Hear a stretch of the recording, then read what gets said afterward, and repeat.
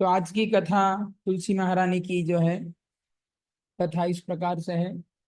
नारद जी कहते हैं, हे राजन, श्री राधा की बात सुनकर समस्त गोपियों में श्रेष्ठ चंद्रानना ने अपने हृदय में एक क्षण तक कुछ विचार किया और फिर इस प्रकार बोली। चंद्रानना बोली, राधे परम परम सौभाग्यदायक महान पुण्यजनक तथा श्री कृष्ण की भी प्राप्ति के लिए वरदानदायक व्रत है तुलसी की सेवा। तो तुलसी की सेवा से क्या मिलता है? भगवान कृष्ण का भक्ति मिलता है। कथा के शुरू में ही बता दिया। मेरी राय में तुलसी सेवन का ही नियम तुम्हें लेना चाहिए, क्योंकि तुलसी का यदि स्पर्श अथवा ध्यान, नाम कीर्तन, स्तवन, आरोपण, सेचन और तुलसी दल से ही नित्य पूजन किया जाए तो वह महान पुण्यप्रद होता है। हे राधे, जो प्रतिदिन तुलसी की 9 प्रकार से भक्ति करते हैं वे कोटि सहस्त्र युगों तक अपने उस सुकृत्य का उत्तम फल भोगते हैं। मनुष्यों की लगाई हुई तुलसी जब तक शाखा, प्रशाखा, बीज, पुष्प और सुंदर दलों के साथ पृथ्वी पर बढ़ती रहती हैं, तब तक उनके वंश में जो जो जन्म लेते हैं वे सब उन आरोपण करने वाले मनुष्य के साथ 2000 कल्पों तक श्री हरि के धाम में निवास करते हैं। केवल तुलसी महारानी का लगाने का कितना फल है? जैसे मानो आपने तुलसी लगा दिया, तुलसी का बीज लगा दिया ऐसे, तो बोले वो जब तक वो बीज में से तुलसी निकलेंगे, फिर तुलसी जी बड़े होंगे, उसकी उपशाखाएं बनेगी, फूल आएंगे, तुलसी के मांजर लगेंगे। बोले वो जब तक होते रहेंगे उस समय जो जो जन्म लेंगे उस मनुष्य के परिवार में, वंश में, तो वो जिसने लगाया था तुलसी वो मनुष्य और उसके साथ साथ जो जन्म लिए वो सभी के सभी 2000 कल्पों तक कहाँ रहेंगे? वैकुंठ में रहेंगे। कम से कम एक कल्प मतलब कितना होता है? 840 करोड़ साल। एक कल्प मतलब 840 करोड़ साल। अब उसको 2000 से गुना लगा दीजिए, उतने सालों तक वो वैकुंठ में जाता है केवल तुलसी लगाने मात्र से। कितना फलदायी है ये तुलसी जी। राधिका संपूर्ण पत्रों और पुष्पों को भगवान के चरणों में चढ़ाने से जो फल मिलता है वह सदा एकमात्र तुलसी दल के अर्पण से प्राप्त हो जाता है। तो बोले पूरी दुनिया में जितने फूल है भगवान को चढ़ाने लायक, भगवान विष्णु को, जैसे अलग अलग देवी देवता के लिए अलग अलग, जैसे जो जासूद जासूद का फूल होता है वो दुर्गा देवी को चढ़ता है, वो कृष्ण को नहीं चढ़ता है। फिर करण जो है वो शिव जी को चढ़ता है, वो भी कृष्ण को नहीं चढ़ता है। कमल, गुलाब, वैजयंती, चंपा, वो सब कृष्ण को चढ़ते हैं। तो भगवान कृष्ण को चढ़ाने लायक जितने फूल हैं, जितने पत्ते हैं, वो सब आप चढ़ा दो, और वो सब चढ़ाने से जो फल मिलता है वो फल श्री कृष्ण के चरण में केवल एक तुलसी पत्र देने से मिलता है। कितना बड़ा फल है तुलसी पत्र का। इसीलिए भगवान के चरण में जो हमारे घर पे फोटो होता है या अगर भगवान का विग्रह है तो भगवान के चरण में हर रोज तुलसी पत्ता लगाना चाहिए, और दोनों चरण में लगाना चाहिए भगवान के। और तुलसी पत्ता कैसे लगाते हैं? तो जो चंदन का लकड़ी आता है, थोड़ा पत्थर के ऊपर कोई छोटा सा नया वो चंदन घिसने का पत्थर मिलता है, उसके ऊपर पानी डाल के थोड़ा चंदन घिस के उसका पेस्ट बना के तुलसी पत्ते के ऊपर चंदन लगा के वो चंदन वाला तुलसी श्री कृष्ण के चरण में अर्पण करते हैं। इतना करने मात्र से आपने दुनिया के सारे पुष्प, दुनिया के सारे पत्र श्री कृष्ण के चरण में चढ़ा दिए, बस इतना करने मात्र से। तो आप सभी से मेरा निवेदन है, सबसे पहला यहाँ पे हम पढ़े कि आप सबके घर पे भी राधा कृष्ण का फोटो जरूर होगा, तो आपको हर रोज, कल ही जो है आप जाके चंदन का लकड़ी मार्केट से खरीद लीजिए। इतना छोटा लकड़ी खरीदेंगे, कुछ 200 रुपए के आसपास आएगा, तो पूरा साल चलेगा। और उसको घिस के जो है हर रोज कृष्ण के चरण में आप दीजिए। श्री कृष्ण के चरण में देते हैं और राधा रानी के हाथ में देते हैं। राधा रानी के हाथ में उस भाव से देते हैं कि राधा रानी जो है वो श्री कृष्ण के चरणों में देंगे, उस भाव से हम जो है देते हैं राधा रानी के हाथ में, या जैसे जसोदा जी के हाथ में भी दे सकते हैं। ठीक है। फिर बताते हैं जो मनुष्य तुलसी पत्र से श्री हरि की पूजा करता है वह जल में पद्म पत्र की भांति पाप से कभी लिप्त नहीं होता। तो अगर हम तुलसी पत्र से श्री कृष्ण की सेवा करते हैं, जैसे चरण में तुलसी पत्र दिया, तुलसी का हार बना के भगवान को चढ़ाया, या तुलसी पत्र रख के भगवान को जल अर्पण किया, तो वो सब करने से हमारे अंदर जो पाप करने का वृत्ति है, पाप तो ये सब करने से ऐसे ही नष्ट हो जाते हैं, पाप तो नष्ट हो जाते हैं, पर हमारे अंदर जो पाप करने का वृत्ति है ना, वो नष्ट नहीं होता है। तो यहाँ पे बताते हैं कि तुलसी पत्र से भगवान हरि की पूजा करने से हमारा पाप करने का वृत्ति भी नष्ट हो जाता है। मतलब झूठ बोलने का इच्छा नहीं होगा, दगा करना, स्वार्थी बनने का इच्छा नहीं होगा हमारा, है कुछ नशा करने का इच्छा नहीं होगा, नॉनवेज खाने का इच्छा, जो भी बुरी बुरी प्रवृत्ति करने का इच्छा है वो सब चला जाएगा ये तुलसी के पूजा करने से। फिर बताते हैं 100 भार सुवर्ण तथा 400 भार रजत के दान का जो फल है वही तुलसी वन के पालन से मनुष्य को प्राप्त हो जाता है। अब भार मतलब वैदिक लैंग्वेज में पता नहीं किलो या कितना होता है, आई डोंट नो, अगर आप में से किसी को पता है तो आप चैट बॉक्स में बता सकते हैं। एक भार मतलब कितना होता है वैदिक गणना के हिसाब से, कितना केजी या कितना ग्राम होता है, कुछ मेरे को मालूम नहीं है ये। तो बताते हैं 100 भार सुवर्ण और 4 भार रजत चांदी, इतना दान करने से जो फल मिलता है वो फल मिलता है केवल तुलसी का वन बना के उसकी सेवा करने से। तुलसी का वन मतलब 10 15 20 तुलसी लगा दिया आपने और उसका देखभाल करना सब वगैरह, तो वो फल मिलता है तुलसी वन के उसे। राधिका, जिसके घर में तुलसी का वन या बगीचा होता है उसका वह घर तीर्थ रूप है। जहां पर तुलसी का वन होता है दुनिया के सारे तीर्थ जो है वहां पर निवास करते हैं। तो तुलसी का वन जो होता है वहां जाके अगर आप बैठ जाएंगे तो आप समझ लो आपने दुनिया का सारा तीर्थ यात्रा का फल मिल गया, क्योंकि सारे तीर्थ वहां तुलसी वन के पास जो है वो निवास करते हैं। तो इसीलिए आप जो भी इस्कॉन मंदिर जाते, ज्यादातर इस्कॉन मंदिर में तुलसी का वन रहता ही है। जैसे हमारे कठवाड़ा मंदिर में बहुत सुंदर वन है ऑफिस के सामने तुलसी महारानी का। फिर इधर बारडोली मंदिर में भी हमारे पास बहुत बड़ा तुलसी का वन है, और भी वृंदावन में है, मायापुर में है, दिल्ली मंदिर में भी मैंने देखा था वहां पर भी है। तो ऐसे होता ही है हर एक इस्कॉन के मंदिर में। तो कभी आप दर्शन करने जाए तो जरूर तुलसी वन का मुलाकात भी, मुलाकात तो नहीं कह सकते, दर्शन लेना चाहिए ऐसे। और अपने अगर आपके पास सुविधा है तो आप भी अपने घर पे अगर जगह है तो बना सकते हैं, या अपने गांव में से कहीं पे आप प्रयास कर सकते हैं। वहां यमराज के दूत कभी नहीं आते, और जहां पर तुलसी का वन होता है उस जगह पे यमराज के दूत कभी नहीं आएंगे। इसके लिए एक सच्चा घटना आपको बताता हूं मैं। एक बार की बात है, एक मुसलमान था, बहुत उम्र लायक मुसलमान व्यक्ति था, उसको यमराज के दूत दिखे। तो वो तो देख, वैसे यमराज के दूत दिखते नहीं है कभी किसी को, कुछ विशेष स्पेशल केस में वो किसी को दर्शन देते हैं, वो यमराज के दर्शन देते हैं मतलब दिखते हैं, मतलब ऐसे। तो वो मुसलमान बूढ़ा व्यक्ति था, उसको यमराज के दूत दिखने लगे। तो यमराज के दूत बड़े भयानक होते हैं, उसका वर्णन है भागवत पुराण में, बड़े भयानक होते हैं देखने में। तो वो तो डर गया। तो यमराज के दूतों ने बोला देखो डरो मत, परिचय दिया, बोले हम यमराज के दूत हैं ऐसे। तो अब वो तो मुसलमान धर्म का है तो उसको तो मालूम नहीं यमराज यमदूत सब क्या होते हैं। बोले जब कोई भी व्यक्ति मरता है तो हम लेने के लिए आते हैं, उसको ले जाके नरक में उसका हिसाब लगता है। अब चाहे हिंदू मरे, चाहे मुसलमान मरे, चाहे क्रिश्चियन मरे, कोई भी मरे, वो लेने के लिए यमराज के दूत ही आते हैं। ऐसा नहीं केवल हिंदुओं के लिए है, मुसलमानों को क्रिश्चियन को कोई अलग लेने आएगा नहीं।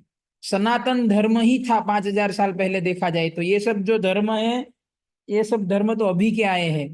तो कोई भी मरता है पूरी दुनिया में, लेने के लिए यमराज के दूत ही आते हैं उसको। तो ये मुसलमान को दिखे तो वो बोला कि आप फिर क्यों आए हैं यहाँ पे।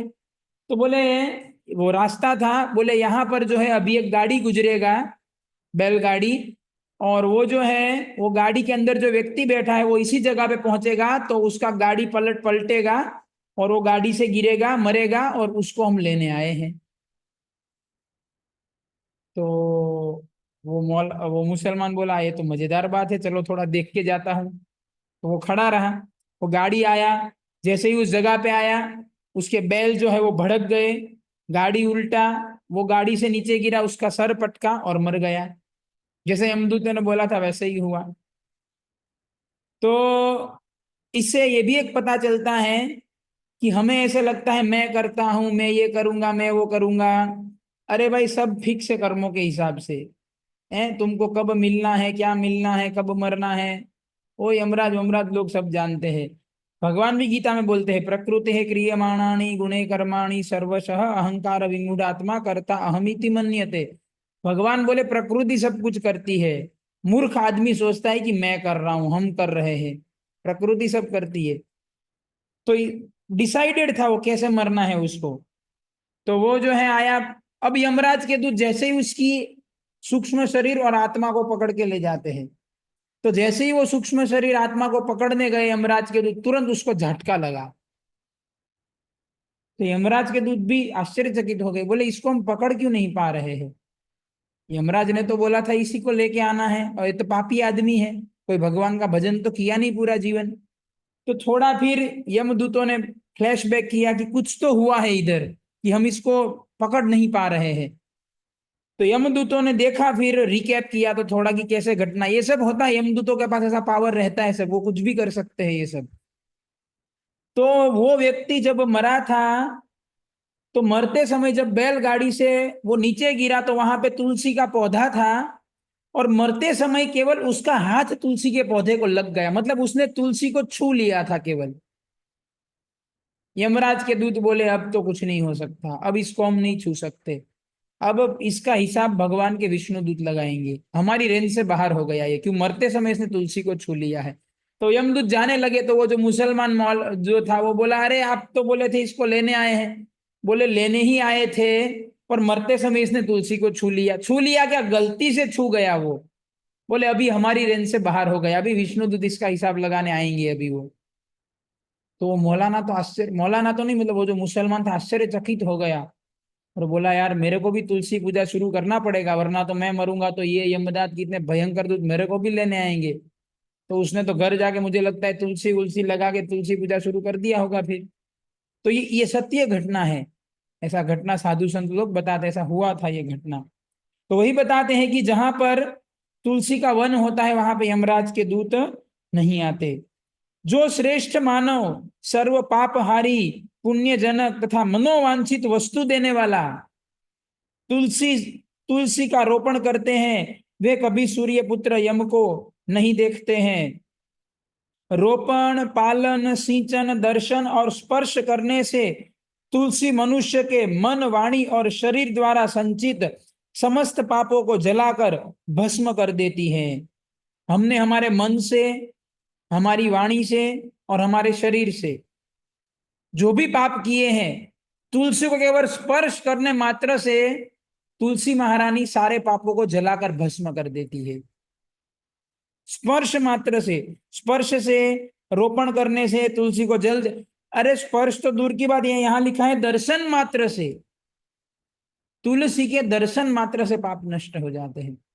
जो पाप हम जानबूझकर करते हैं वो पाप नष्ट नहीं होते हैं कभी भी। भागवत में आता है कि जो पाप जानबूझकर किया जाता है, जानते हुए, ज्ञान के, हमको पता है ये पाप है फिर भी करते हैं, वो पाप वज्र के समान सब दृढ़ हो जाता है, वो पाप कभी नहीं मिटता है, उसका फल भुगतना ही पड़ेगा। इसीलिए जानबूझकर कभी पाप नहीं करना चाहिए। जो पाप हमसे अनजाने में हो गए, गलती से हो गए, मालूम नहीं था इसलिए हो गए, वो सारे पाप जलकर भस्म हो जाते हैं, पर अभी जानबूझ के हमें पाप नहीं करना चाहिए। पुष्कर आदि तीर्थ, गंगा आदि नदियां तथा वासुदेव आदि देवता तुलसी दल में सदा निवास करते हैं। तो तुलसी पत्र के अंदर भगवान कृष्ण के सहित सारे देवी देवता निवास करते हैं, सारे तीर्थ निवास करते हैं, और सारी पवित्र नदियां तुलसी के एक पत्ते में निवास करते हैं। इसीलिए अपने साथ आप जो है ना, हमेशा अपने पास ऐसे तुलसी का वो रखना चाहिए। जैसे हम लोग अपने पास पर्स रखते हैं ना, जिसमें पैसा रखते हैं, हमेशा थोड़ा बहुत पैसा अपने साथ रखते हैं, भाई कोई इमरजेंसी आ गया, कभी कुछ हो गया। तो देखो हम कभी भी कहीं पे भी जाते, कभी भी मर सकते हैं, है ना, कभी भी मर सकते हैं। तो इसीलिए देखो तुलसी का ऐसे देखो, जैसे ये डब्बा है ना, ये देखो, ये हमेशा मैं अपने साथ रखता हूँ। इसमें क्या क्या है, इसके अंदर तुलसी का पत्ता है, तुलसी की लकड़ी है और तुलसी का मांजर है। तो ये डब्बा मैं हमेशा अपनी जेब में रखता हूँ, ऑलवेज। कभी भी मर सकते हैं ना भाई, हमें तो मालूम नहीं। और भक्ति किया नहीं किया वो तो भगवान ही जाने, हमारा भक्ति तो रिस्क क्यों उठाना। इसलिए तुलसी महारानी को हमेशा अपने साथ में लेके चलना चाहिए, सेफ जोन, सेफ साइड। ऐसे तो आप भी ऐसे कर सकते हैं, ठीक है। और जो तुलसी की मंजरी, तुलसी जी के ऊपर जो मंजरी आते हैं, जो तुलसी जी की मंजरी सिर पर रखकर प्राण त्याग करते हैं, वह सैकड़ों पापों से युक्त क्यों ना हो, यमराज उसकी ओर देख भी नहीं सकते। इसलिए हमारे, आप देखो, ट्रेडिशन में जब कोई व्यक्ति मरता है ना, तो उसके मुंह में तुलसी पत्ता रखते हैं, गंगा जल डालते हैं, और तुलसी तुलसी मंजरी उसके सिर पे रखते हैं। तो यहाँ पे बताया गया है कि कोई आदमी मरने वाला हो और आपको लगेगा अब ये मरेगा, उसके सर पे तुलसी मंजरी रख दीजिए, यमराज उसकी ओर देख भी नहीं सकते, कितने भी पाप क्यों ना किए हो। तो यही वास्तव में, जैसे आप देखो हम सब परिवार में रहते हैं, अड़ोस पड़ोस में मृत्यु तो होगा ही होगा किसी का। तो यही वास्तव में उस व्यक्ति का हेल्प है, यही वास्तव में हमारा उसके प्रति प्रेम है। जैसे मान लो परिवार में लगता है कि दादाजी अभी मरने वाले हैं या पिताजी मरने वाले हैं, तो क्या रोना धोना करना। ठीक है भाई, रिलेशन था, संबंध था, तो दुख होता है, रोना आता है, स्वाभाविक है। पर वहां बैठ के रोने से कुछ नहीं होने वाला है उसका कोई भला नहीं होगा। रोना धोना छोड़ के उसके सिर पे तुलसी मांजर रखना चाहिए, उसके मुंह में गंगा जल देना चाहिए, है, उसके शरीर के ऊपर भगवान का पहनाया हुआ हार देना चाहिए, व्रज की मिट्टी देना चाहिए। आप समझ रहे हैं, रोने से कुछ नहीं होता है। आजकल हम क्या देखते हैं, कोई मर जाता है तो लोग रोते हैं, लंबे एक एक दो दो घंटा रोते हैं। अरे भाई क्या होगा रोने से, है क्या होगा रोने से। सही बात है, जैसे मैंने बताया स्वाभाविक है, रोना आता है, दुख होता है, सही बात है। पर कैसे भी करके हमें हमें हमारी भावनाओं को कंट्रोल में करके जो मर गया है उस व्यक्ति के भले के लिए प्रयास करना चाहिए। और बाकी बाद में रो लीजिए आराम से, उसको जलाने के बाद रोते रहिए 4-5 दिन जितना रोना है। पर जब व्यक्ति शरीर छोड़ता है तब नहीं रोना चाहिए, तब ये सब कार्य करने चाहिए, ताकि उसकी आत्मा को उच्च गति मिले, सदगति मिले। वरना यमराज, क्योंकि पूरा जीवन आजकल लोग पाप ही करते हैं, यमराज के दूत आके ले जाएंगे, पकड़ के पीटेंगे नरक में जाके, आप इधर रोते रहोगे, वो उधर पीटता रहेगा। उससे अच्छा है ये सब किया जाए। तो तुलसी मांजर का इतना फल होता है। फिर बताते हैं, जो मनुष्य तुलसी काष्ठ का घिसा हुआ चंदन लगाता है, उसके शरीर को यहाँ क्रियमाण पाप भी छू नहीं सकता। तुलसी की लकड़ी को घिस के जो वो निकलता है चंदन जैसा, वो बोले शरीर पे लगाते हैं तो उसको भी कोई पाप छू नहीं सकता। हे राधिके, जहां जहां तुलसी वन की छाया हो, वहां वहां पितरों का श्राद्ध करना चाहिए। तो वो श्राद्ध करने के लिए जाते हैं ना, गया जाते हैं, मातृ श्राद्ध करने के लिए इधर सिद्धपुर जाते हैं। यहाँ पे चंद्रानना सखी बता रही है, राधा किधर जाने का जरूरत नहीं श्राद्ध करने के लिए। क्या, तुलसी का जो वन होता है, मतलब तुलसी महारानी की जो छाया बनती है, तुलसी देवी की छाया, वो छाया में श्राद्ध कर दीजिए, आपका काम हो जाएगा। केवल तुलसी की छाया में श्राद्ध करने मात्र से वो पहुंच जाता है श्राद्ध। और बता रहे हैं,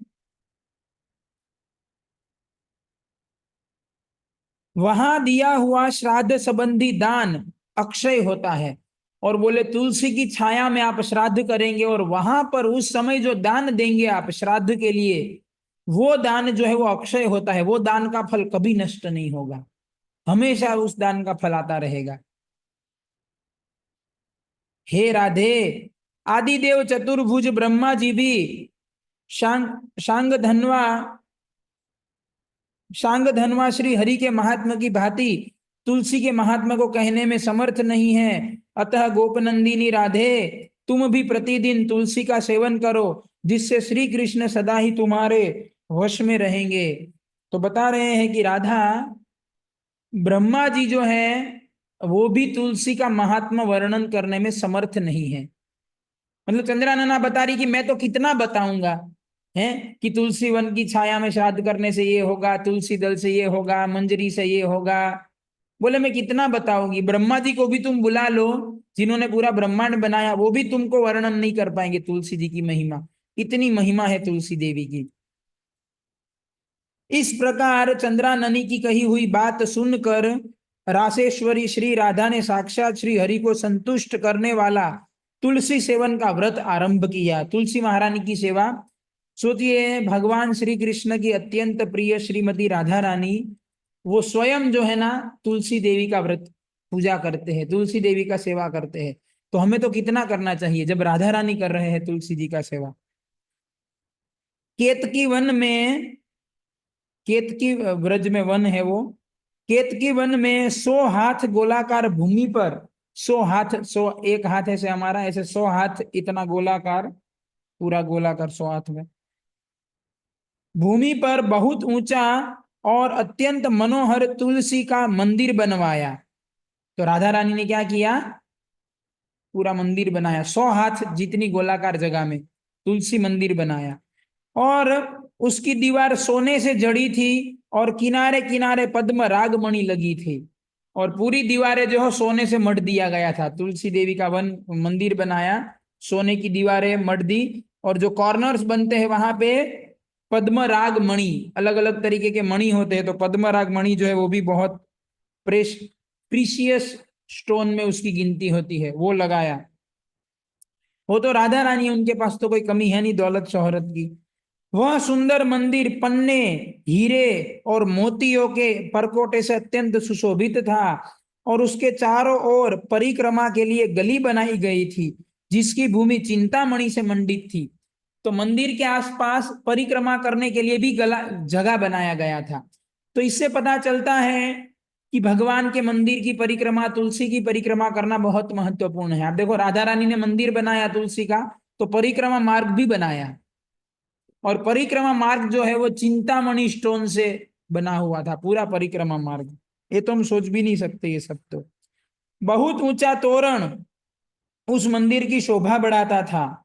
वहां सुवर्णमय ध्वज दंड से युक्त पताका फहरा रही थी, और बड़ा गेट बनाया, और उसके ऊपर सोने के डंडे में, पूरा डंडा सोने से बना हुआ, उसके ऊपर बड़ी ध्वजा लगाई, वो ध्वजा लहरा रही थी। चारों ओर ताने हुए सुनहले चंदों के कारण वह तुलसी मंदिर वैजयंती पताका से युक्त इंद्र भवन सा दैदीप्यमान था। ऐसे तुलसी मंदिर के मध्य भाग में हरे पल्लवों से सुशोभित तुलसी की स्थापना करके श्री राधा ने अभिजीत मुहूर्त में उनकी सेवा आरंभ की। श्री गर्ग जी को बुलाकर उनकी बताई हुई विधि से सती श्री राधा ने बड़े भक्ति भाव से श्री कृष्ण को संतुष्ट करने के लिए आश्विन शुक्ल पूर्णिमा से लेकर चैत्र पूर्णिमा तक तुलसी सेवन व्रत का अनुष्ठान किया। आश्विन शुक्ल पूर्णिमा से चैत्र, इतने महीने तक पूरा जो है राधा रानी ने तुलसी जी का पूजा किया। व्रत आरंभ करके उन्होंने प्रति मास पृथक पृथक रस से तुलसी को सींचा। मतलब हर एक माह, क्योंकि आश्विन शुक्ला मतलब कार्तिक शुरू हो गया, ऑलमोस्ट ऑलमोस्ट उसका, तो कार्तिक महीने से कार्तिक माघ शीर्ष पोष माघ, माघ फाल्गुन और चैत्र, कितना महीना हुआ, 1 2 3 4 5 6, 6 महीना पूजा किया। तो अलग अलग महीने पे अलग अलग महीने अलग अलग चीजें तुलसी महारानी को देते थे वो।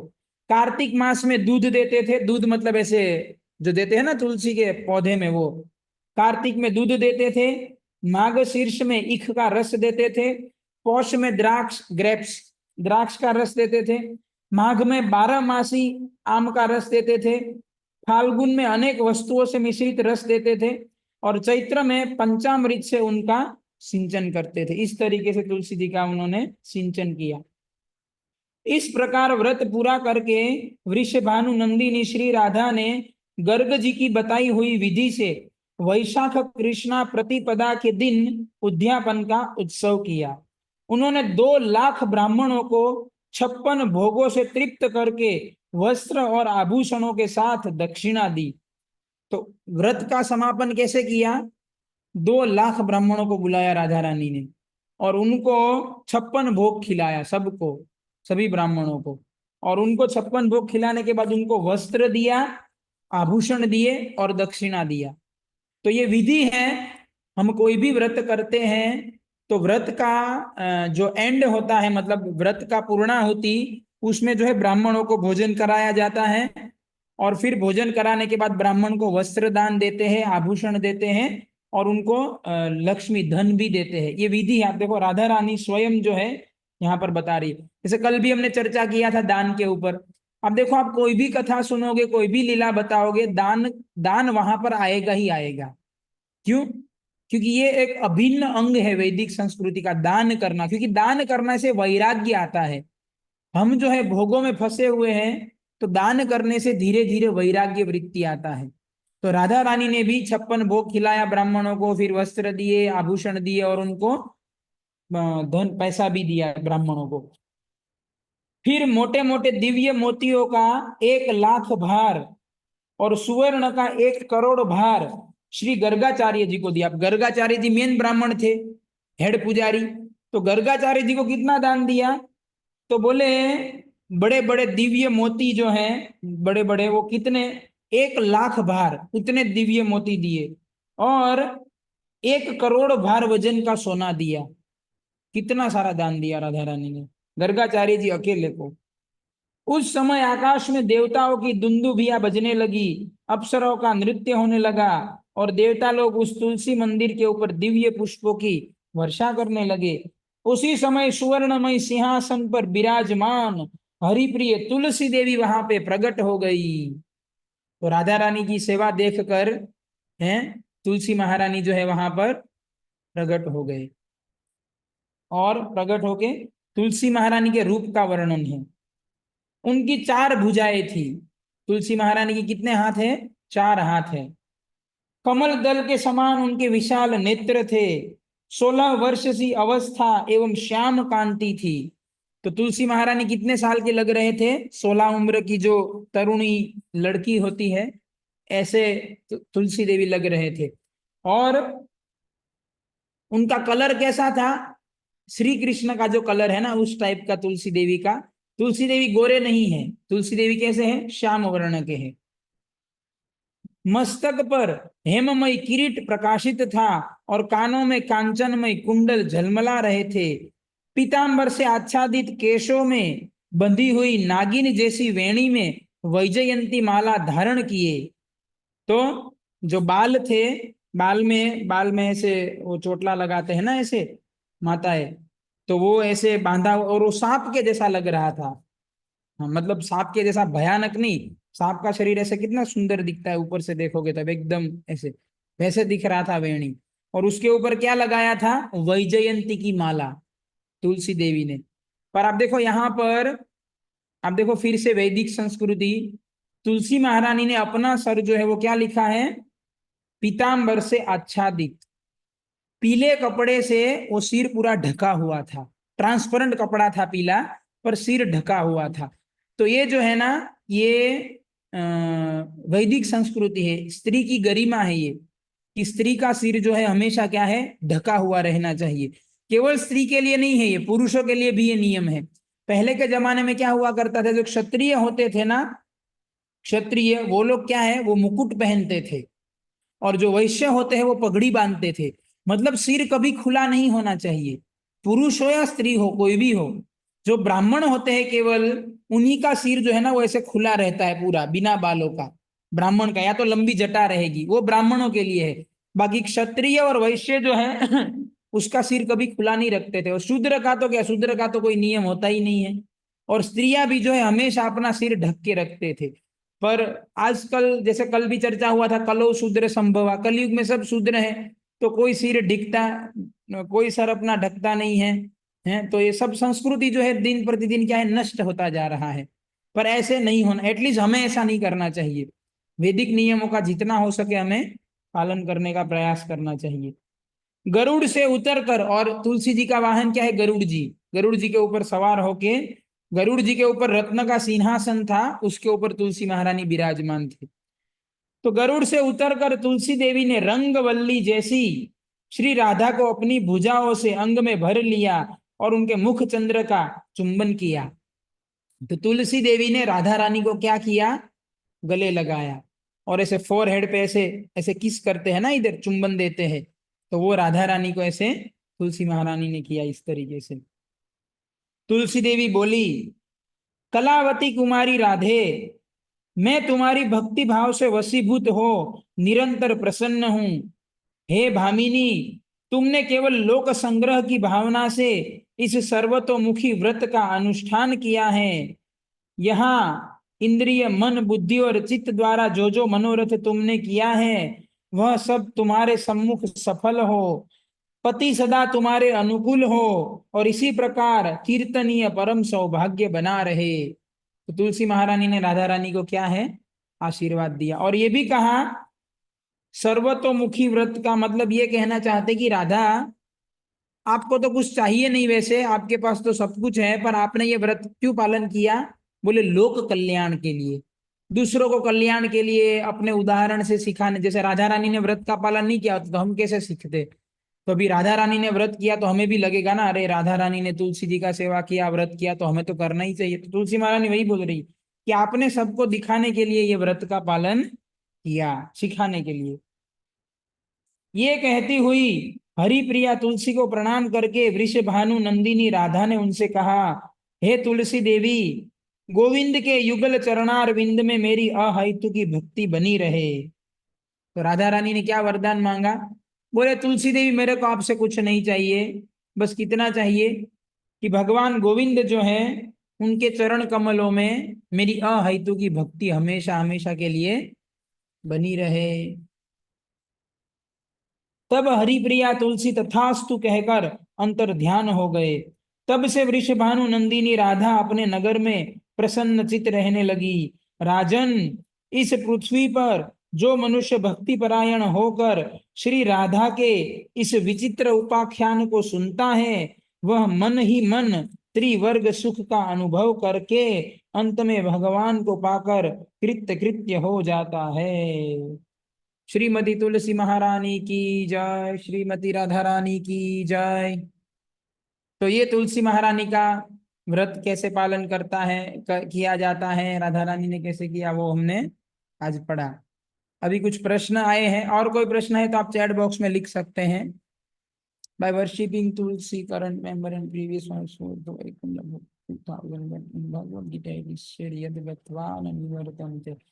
हाँ, एक प्रश्न लिखा है कि आपने बताया कि भगवान के वैकुंठ में कोई जाने के बाद वापस नहीं आता, पर यहाँ पे बताया कि 2000 कल्पों तक भगवान के वैकुंठ में निवास करेगा। तो यहाँ पर वो जो है तुलसी वर्शिप का जो है ना, तुलसी लगाने से जो उसका महिमा बता रहे हैं। और वो जो वैकुंठ जा रहा है, वो तुलसी की तुलसी पूजन करने का कहते ना, उसको मतलब बैलेंस मिला, उतना बैलेंस मिला 2000 कल्पों तक वैकुंठ में रहने का। और भगवान गीता में जो बताए यद गत्वा न निवर्तन्ते, वो भगवान उस सेंस में बताए हैं कि ये संसार से शुद्ध होके भगवान का जो भक्त बन जाता है, वो जो जाता है वो वापस नहीं। तो दोनों में डिफरेंस है। शुद्ध होके इसमें जा रहे हैं, वो कभी वापस नहीं आता। और इसमें मतलब तुलसी पूजा का महिमा बता रहे हैं। वास्तव में तुलसी पूजा करने से वैसे भी शुद्ध भक्त ही बन जाता है, पर वो कहते हैं ना महिमा बताने के लिए कि भाई देखो इतना ज्यादा महिमा है। ऐसा नहीं कि 2000 कल्पों के बाद वो वापस इस दुनिया में आएगा, वो वापस आएगा ही नहीं। 2000 कल्पों तक वहां रहेगा वैकुंठ में, तो ऐसे ही शुद्ध हो जाएगा वो। तो वापस आने का चांस कोई भी केस में नहीं है। पर फिर भी महिमा बताने के लिए ऐसा नाम लेके बताया कि 2000 कल्पों तक, ऐसे ताकि पता चले कि कितना महिमा है तुलसी जी का। ऐसे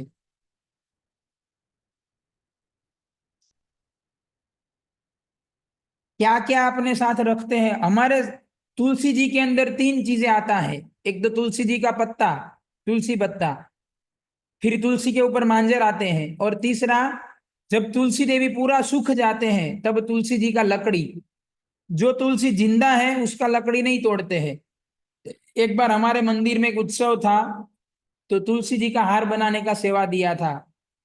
तो कई सारे भक्त क्या किए, पूरे तुलसी जो है ना उखाड़ उखाड़ के लेके मंदिर में आए थे। मतलब जब मैंने देखा तो वो कहते ना हार्ट फेल हो गया। बोले ये लोग पूरा तुलसी उखाड़ के, बोले प्रभु जी हार बनाना था ना, तो इतना तुलसी पत्ता कैसे तोड़ेंगे, है पूरा तुलसी लेके आ गए हैं। तो वो तो अर्थ का अनर्थ कर दिया, महा महा अपराध कर दिया वो तो। तुलसी महारानी को, जिंदा तुलसी को खींच के ले आए पूरा। ऐसे नहीं तो, कहने का मतलब है कि सेवा भी करते हैं तो थोड़ा पता कर लेना चाहिए कि सेवा कैसे होता है वरना सेवा करने की जगह अपराध हो जाएगा। तो सूखी हुई तुलसी का लकड़ी, तुलसी पत्ता और मांजर, उसको आप एक डब्बे में भर के, जैसे ऐसे छोटा सा डब्बा मैंने दिखाया था ना, ऐसा आप साथ में रखना चाहिए हमेशा अपने पर्स में। पाप जो जान जानबूझ के करते हैं वो कभी नष्ट नहीं होते, तो सब पाप बारे में हमको कैसे पता चल सकता है। हाँ, जैसे अभी बताया, चर्चा हुआ कि भाई हम जो जानबूझ के पाप करते हैं वो नष्ट नहीं होते हैं। तो वो जानबूझ के करेंगे, वो भुगतने पड़ेंगे, समय के साथ भगवान देंगे उसका फल हमको। तो उसका सॉल्यूशन वही है कि जानबूझ के नहीं करना चाहिए पाप। और अभी तक जो अनजाने में किए वो तो उसका तो सवाल ही नहीं है, वो तो माफ हो जाएंगे। पता कहीं हमने कितने पाप जानबूझ के किए हैं वो थोड़ी हमको याद रहेगा है। पर जब हम करने जाते हैं तो पता चलता है कि भाई ये जान, जैसे हम झूठ बोलते हैं, तो क्या हमको मालूम नहीं पड़ता अंदर से कि मैं झूठ बोलने जा रहा हूँ, अभी ये पाप कर रहा हूँ। सब मालूम पड़ता है हमको। जब हम करते हैं तब हमें मालूम पड़ता है, पर फिर हम उसको भूल जाते हैं, पर वो लिख दिया गया, उसका फल मिलेगा अभी।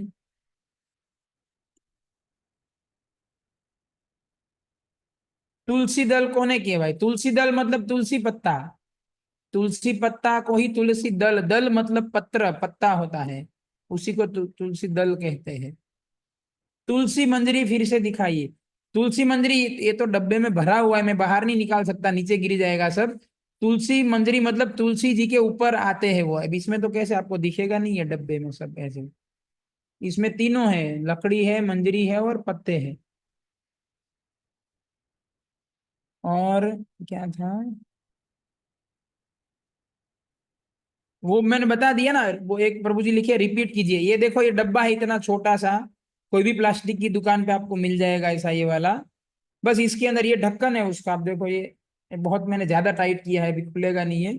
और इसके अंदर तीनों चीज भर के एकदम फुल टाइट करके अपनी जेब में रखो, हमेशा जेब में, पर्स में, जैसे भी रखना है ऐसे।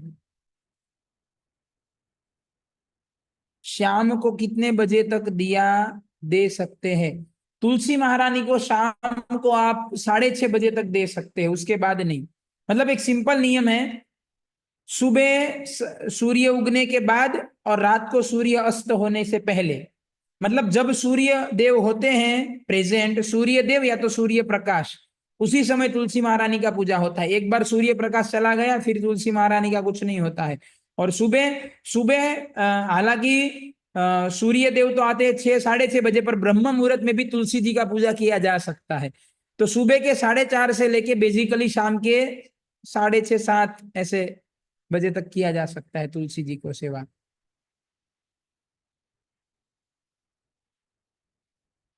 ये डब्बे में जो तुलसी रखते हैं वो कितने समय में चेंज करना पड़ता है? ऐसा कुछ नहीं है, इसको कभी चेंज नहीं करना होता है। ये तो क्या है, ये सूखता जाएगा, सूखता जाएगा, सूखता जाएगा, बस फिर सूख के ऐसे ही रहेगा। एक बार आपने भर दिया तो 1, 2, 5, 10 साल इसको कुछ नहीं करना है ऐसे ही। या आप चाहो तो हर महीने चेंज भी कर सकते हो, वो आपके ऊपर है कैसे करना है। नहीं भी करे तो ऐसा नहीं कि सूख गया तो तुलसी का पावर चला गया, ऐसे नहीं होता है। वो तुलसी पत्ता है, भले कितना भी सूख जाए, पूरा पाउडर भी क्यों ना हो जाए, वो पावर वही का वही बना रहता है। पर आप चाहो तो चेंज कर सकते हैं हर महीने फिर भी। ठीक है।